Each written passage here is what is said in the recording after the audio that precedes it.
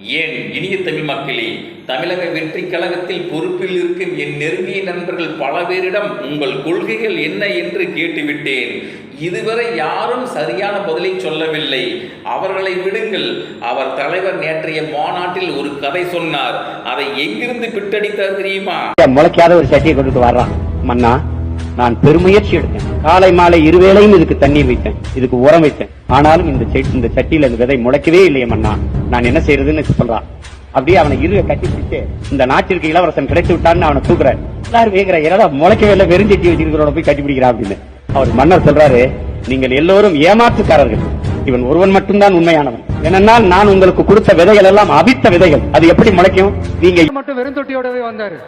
என்னன்னு கேட்டதுக்கு, நானும் தண்ணி ஊத்தி ஊத்தி பாக்குறேன், உரம் வச்சு பாக்குறேன், வளரவே மாட்டேங்குது ராஜா, என்ன பண்றதுன்னு தெரியலன்னு சொன்னதுக்கு ராஜா அவரை கட்டி அணைச்சிக்கிட்டு, இனிமே நீதான் என்னுடைய தளபதி, எல்லா அதிகாரமும் உனக்கு தான் சொன்னாரு. ஏன்னா அந்த 10 பேர் கையிலையும் ராஜா கொடுத்தது அவித்த விதை நெல், அது முளைக்கவே முளைக்காது.